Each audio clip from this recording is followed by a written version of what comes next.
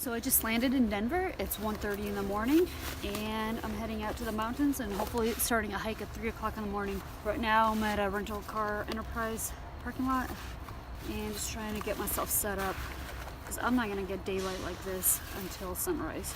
It's 3 o'clock in the morning and I'm here. Let's do this. Woo!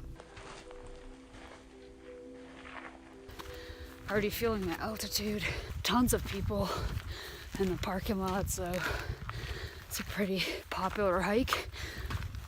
But it gives me ease because I know if I'm in trouble that there's somebody behind me. We're almost at the tree line where trees turn into shrubs. And I don't even have my headlamp on because I don't need it because of the moonlight. That's my headlamp. Ooh. Only 4 more miles? What? Easy. 6 miles in.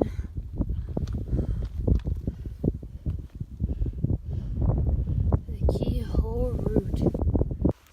I've been going for 3 hours now. I started at 3 o'clock in the morning. Now it's 6. And 6 miles in. 2 more miles to go.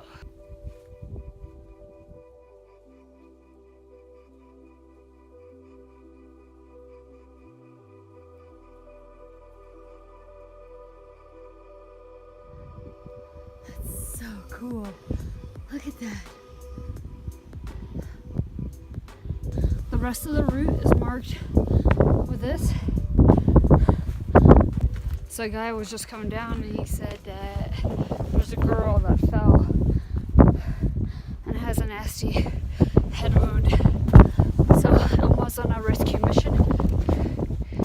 The young lady went hiking alone. She thought she took all the safety precautions by letting her family and friends know where she's going. And she fell, hit her head twice. Even though there were people ahead of her and behind her on the trail, they didn't see her because she fell off the trail.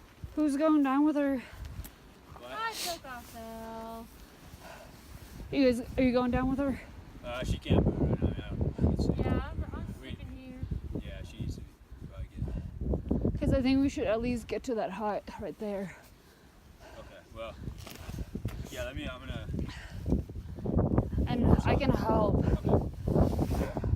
Because we're in altitude right now. Yeah. And to have a helicopter come out here. Yeah, you're probably right. Initially, the guys that found her wanted for her just to stay there and just have the rescuers come and get to her. But we're in a location where a helicopter could not land, and that was my thought process. The sun was on the other side, but on the side that we were, it was really cold and it was really windy. It was really steep. So if we could just get her to a flatter part, that would cut out at least an hour from rescuers getting to her. What's your name? Emma. Emma, nice. I'm Ilma. Elma. Nice to meet you.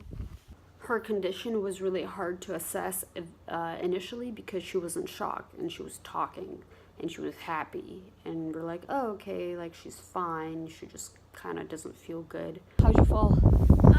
Where'd you fall? This way?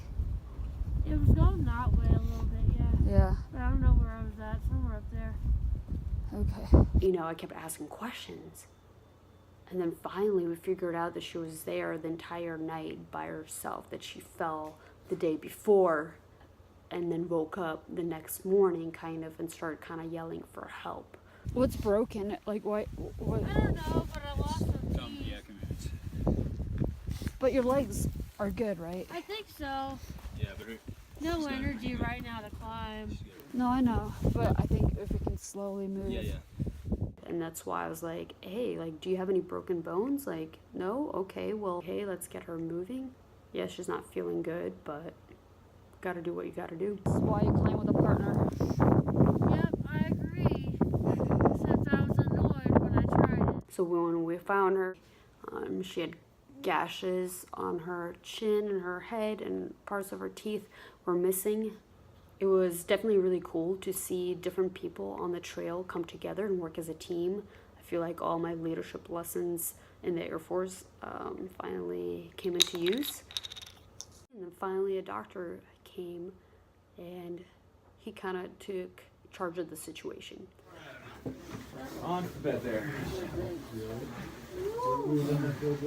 Nice.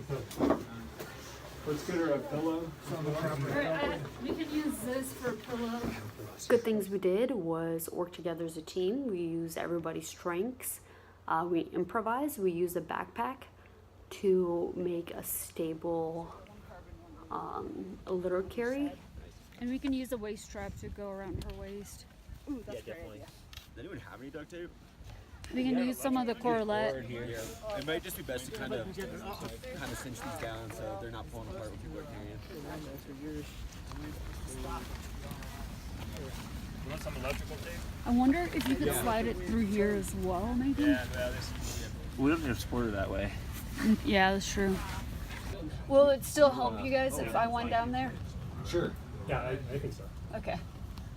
Yeah, just let them know everything that's going on. Yeah, that could be helpful. I realized I was getting altitude sick, so then I decided I need to get down. She was evacuated safely and she was in hospital for a few weeks. She broke her nose and her jaw. All right, lessons learned from the situation is 1, never ever ever hike alone. 2, take note when you lose service. One of the guys knew exactly the spot where he lost the service and he ran back to it to call rescuers. So 3, know the number for rescuers. 4, I have a satellite radio. 5, hike with a helmet. I always carry extra layers because you never know what will people need. So my extra layers helped her because she didn't have any layers because she lost them because they rolled down the mountain when she fell. So I just give up my extra hats, my extra gloves, socks. No biggie, you know, life is much more important. So in the end, this is hopefully a good lesson for you guys as well. Sorry for the sloppy videos. Now that I'm editing, I'm coming up with all these things that I want to talk about but didn't really get a chance to talk about.